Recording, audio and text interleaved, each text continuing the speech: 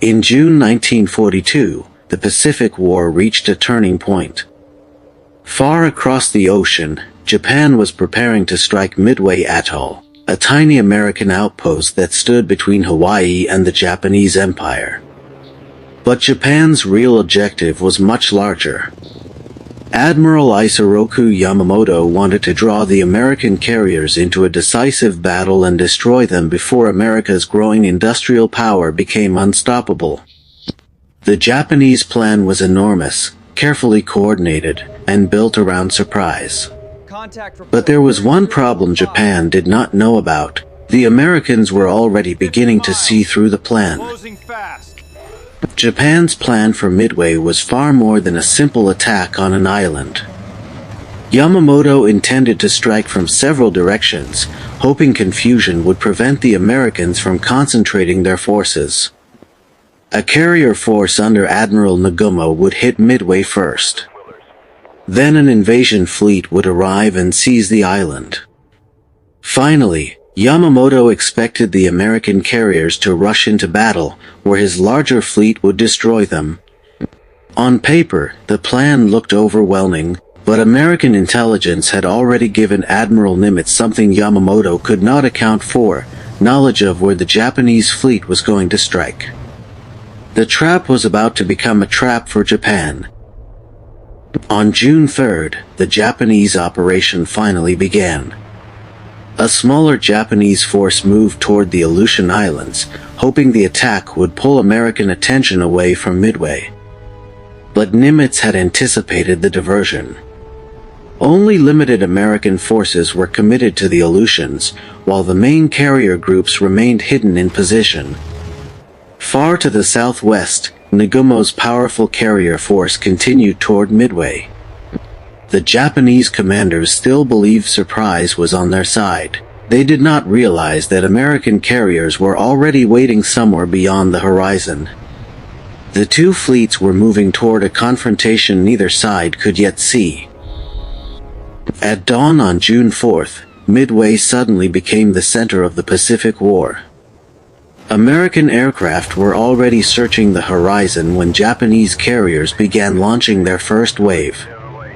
More than 100 aircraft climbed into the morning sky, fighters, dive bombers, and torpedo planes, heading straight for the American base.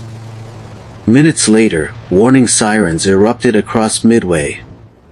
American fighters scrambled to meet them, but they were heavily outnumbered. The Japanese formation broke through and struck the island's runways, aircraft facilities, and military installations.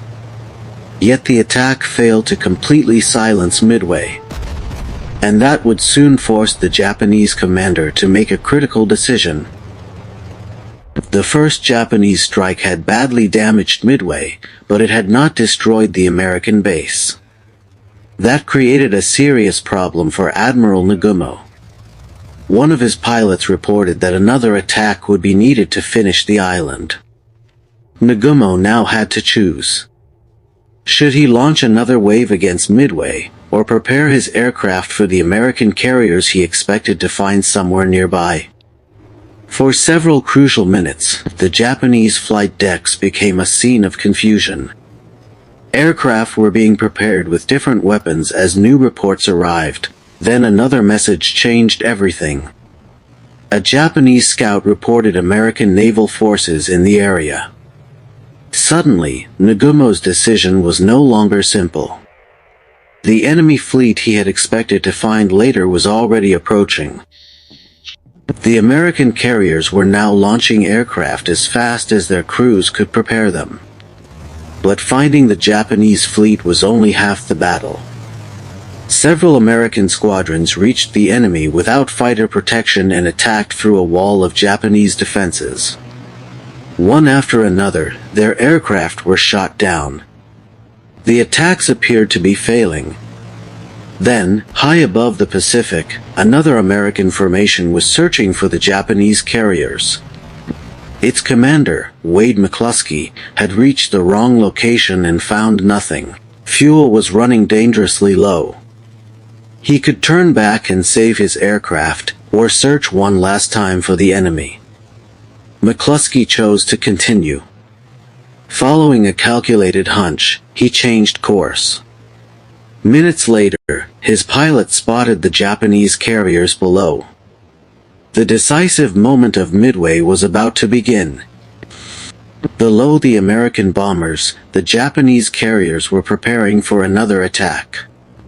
Their flight decks were crowded with aircraft, fuel crews, and equipment. Then the Americans appeared. From high above, the dauntless dive bombers began their steep descent. The Japanese had almost no time to react.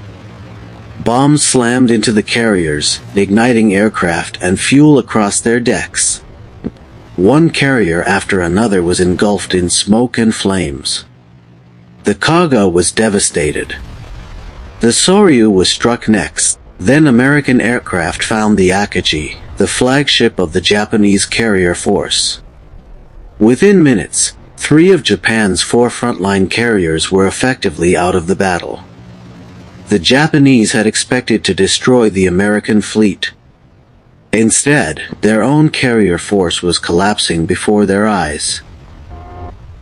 Japan's carrier force had been devastated, but the battle was not over. One carrier, Hiryu, had escaped the first American attack. Its commander quickly prepared a counterstrike. Japanese aircraft crossed the Pacific and found the American carrier Yorktown. The first attack broke through the American defenses and badly damaged the ship, setting parts of the carrier ablaze. But Yorktown's crew refused to give up. Damage control teams fought the fires while engineers worked to restore the ship's systems. Then another Japanese attack arrived. Torpedoes struck the carrier, causing massive flooding and forcing the crew to abandon ship. For a moment, it appeared Japan had finally gained the advantage. But American aircraft were already searching for Hiryu. The Japanese carrier had only moments left. By the afternoon, the Japanese carrier Hiryu was the last surviving carrier of the original strike force. American aircraft finally located it and launched a concentrated attack.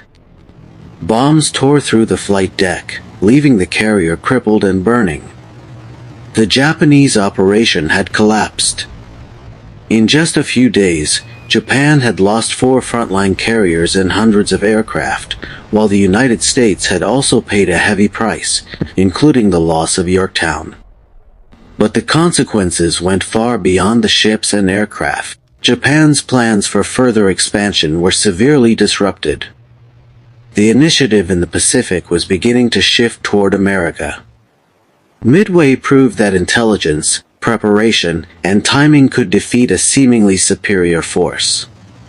From that moment, the Pacific War entered a new and very different phase.